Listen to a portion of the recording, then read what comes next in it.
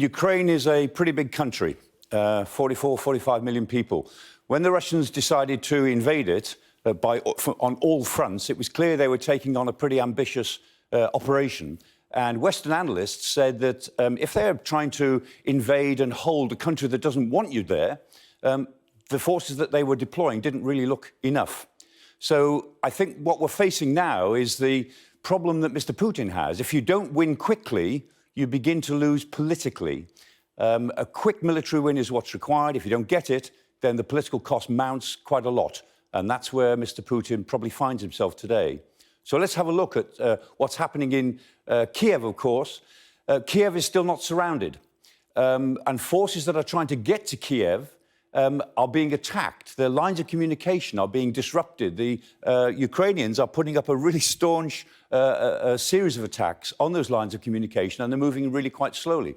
In Kharkiv, which should have been the most vulnerable city, right near the Russian border, quite pro-Russian in its background and history, they are still fighting in Kharkiv. It hasn't fallen. And if we now have a look at Chernihiv. In Chernihiv, this is a place that the Russians said on Friday they had taken. Turned out they hadn't.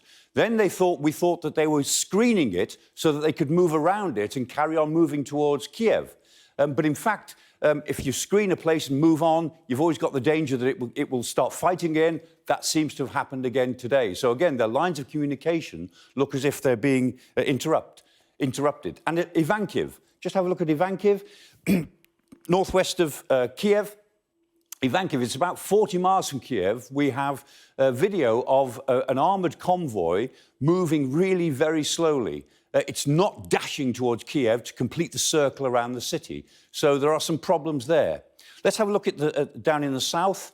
Here, the Russians are doing much better. They have taken Berdyansk, and that's confirmed by the Ukrainian government. That is their first proper military objective that they have achieved. So they've got Berdyansk. But let's have a look at this. Look at Mariupol and Kherson.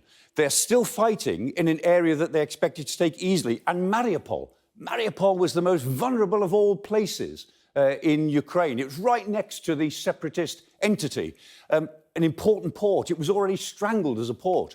The fact is, here we are on day 5. Mariupol should have fallen within hours. We don't know what's happening in Mariupol, but whatever it is, it must be quite something. When this is all over, one suspects they'll be making Hollywood films about Mariupol. The fact is, Mark, that President Putin is facing the problem that he now has. This operation should have been over in 3 days. In fact, this is day 5. For every day that the Ukrainian government is still on its feet, that's a political victory for them. Yeah, and I mean, I assume that the nuclear talk about Putin and his defence forces on alert, nuclear alert, is posturing. But, you know, if what you say is true, then Putin will be getting pretty frustrated, one imagines. How dangerous could a frustrated and angry President Putin get? It ratchets up the tension another notch, Mark. I mean, maybe more than one notch. But the fact is that these sorts of threats have been made before in 2008 and 2014 when Russia moved into Georgia, in 2014 in the Crimea crisis.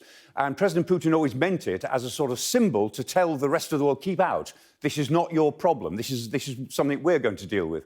They always did keep out. In this case, the line is getting a bit blurred between keeping out and getting involved. So I think there's an element of desperation in what he says, but also it is dangerous because we don't really know what sort of mental state he is in. But at the moment, it's just a piece of rhetoric. But believe me, the Western nations and intelligence agencies will be watching very, very closely for any movement of nuclear warheads in or around Russia.